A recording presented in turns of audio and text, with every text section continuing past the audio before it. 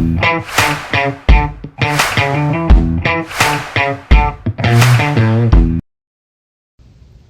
guys, welcome back to the channel. Today, I'm excited to say this is our first informational video. And today, we're located in a 1/10 of an acre clover plot, and that's exactly what we're talking about. We're talking about food plots. Fall plots should be going in here relatively soon. It's late July, middle to late July, I think July 20, maybe it's more late July, July 23rd today. And, you know, if you're planting brassicas, they should be going in right about now. Anywhere from, I'd say now to middle of August is the best time to plant brassicas. Now when you have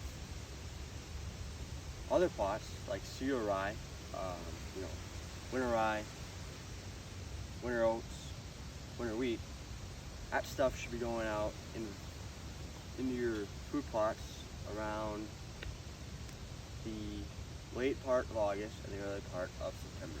But today I want to keep it simple. I want to talk about if you're new to food plotting, you know, you're brand new, you don't know what to plant, you don't know where to put a food plot, how you can do it as of now, as of July 23rd, what steps should you be taking to get a food plot in, depending on where you're located. You know, if you're hunting down in Texas, Oklahoma, Alabama, Georgia, Missouri, you know, it's going to be different than what you're hunting and planting up in Wisconsin, up here, where I am, Wisconsin, Minnesota, Iowa, Nebraska, Michigan, Illinois.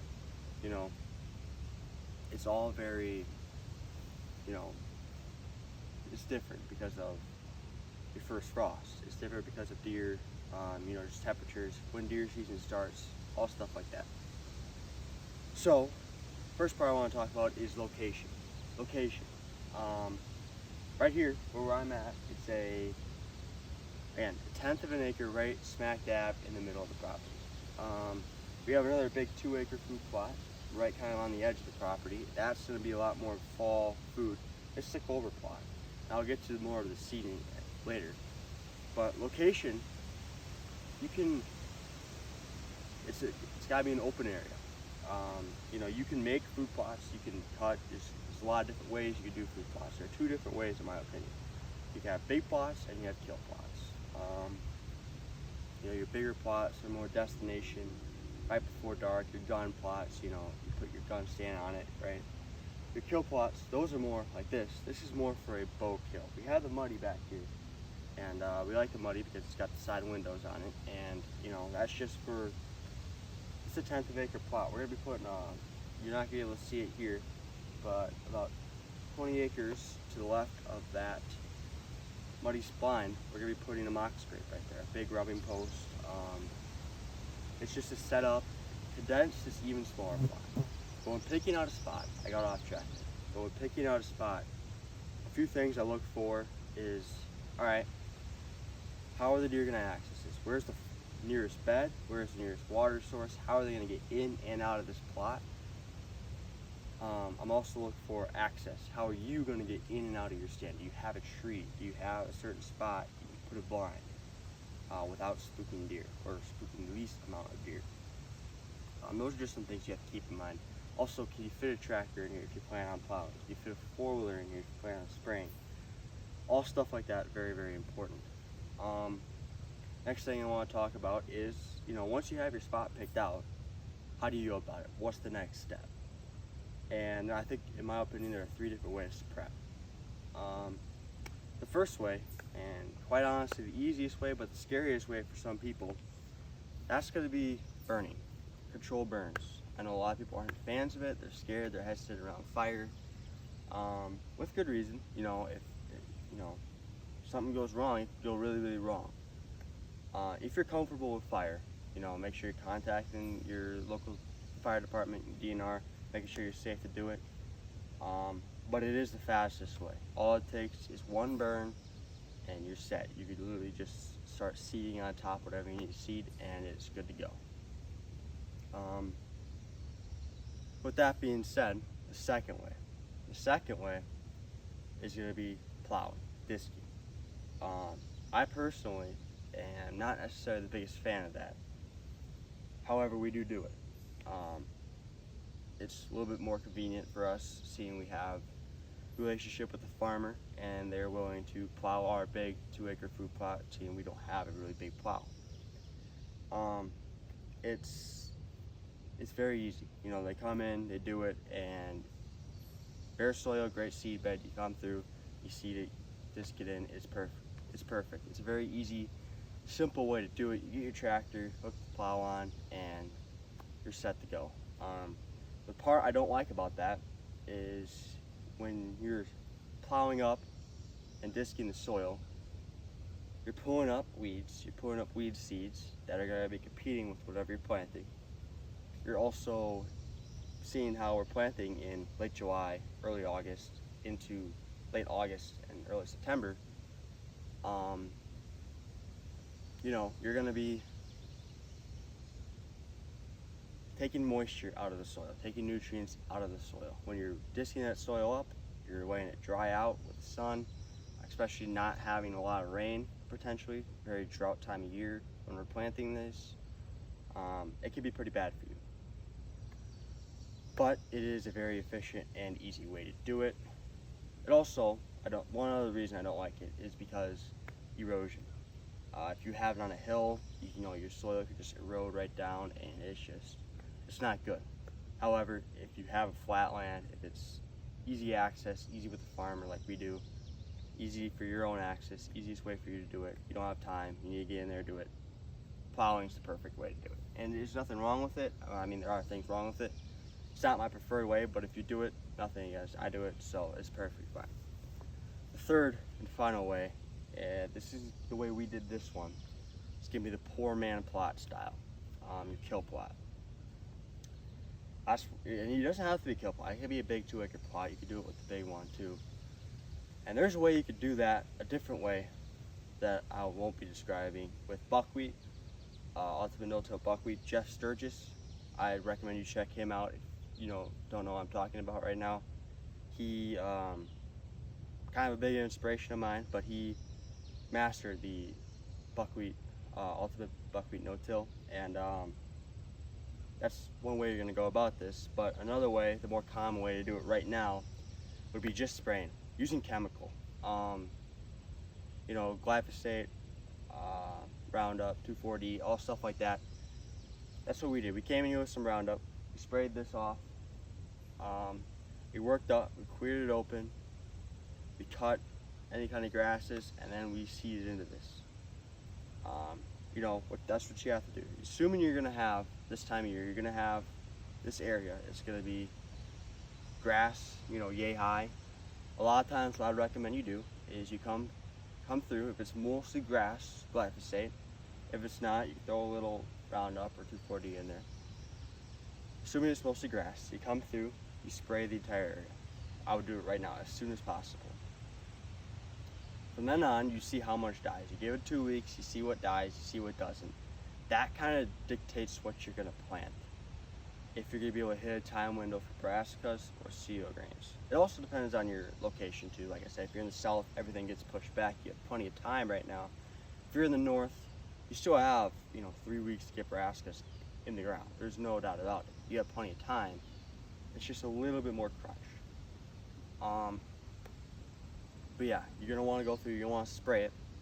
You want to make sure you can get as much seed as you can see, or bare ground as you can see. No green. You want it all brown. A lot of times what I do, I spray it, and I spray it again, because a lot of that undergrowth still is not dead. It's just the main, the tall stuff, that'll die pretty quickly. A lot of the undergrowth gets protected by the tall stuff. When the tall stuff's dead, you get underneath and it's perfect. You'll be able to kill everything. So a lot of times I like to do 2 sprayings. Then, what I like to do is I like to come in and seed. I broadcast right into it.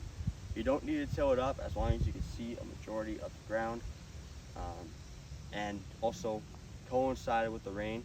If you have rain coming, that's perfect, especially with this. This is more than anything. If you don't have rain coming, particularly heavy rain, you might want to wait until you have heavy rain to get that seed into the ground. It'll just help drive the seed into the ground. So a lot of times I like to come in, I like to seed it, and then I like to mow it. I like to mow the grasses down, kind of acting like it's hay, or like, cover on top of it, just you know how you throw straw or hay on the grass, seeds to grow, that kind of stuff. So that's the 3 ways to go about, you know, getting to that plot, getting to that planting stage. Now you're at the planting stage. What do you plant? Well, for me, up north, there is no one perfect, there is no one king, there is no one perfect plot. I like to have a little saying that says, the farther north you go, the less clover you should grow. And clover is king until it's not. I know I don't want that to be misleading because I'm standing in a clover plot right now. Usually in Wisconsin and the Midwest, the first frost date is around the middle of October. For a lot of states, that's 2 weeks in a hunting season, 2 to 3 weeks in a hunting season. So you're getting 2 to 3 weeks of optimal growth in hunting season, and then it's done. This clover, it's done regenerating. I'm not saying deer aren't going to hit it, but they're going to be off into the brassicas, into the winter rye and wheat and oats. Not even oats. Those will get frozen off too with the first frost. However, why do I have this clover plot planted? Well, in Wisconsin, I think opening day is September 13, 14, 15, somewhere in there. It's earlier. But that's not why I have it. This is a mini plot. This is not a spot that's going to hold deer. This is a pass-through. I'm trying to create a pattern with this clover. All I need is $1 this summer to come right through here to acknowledge there's food that's going to be lasting here, and just to create a pattern to go from a bed over here into this little kill plot, past this stand, hit that scrape, and keep his way going, past the redneck in the water, and then into our major food plot. That's the goal of this.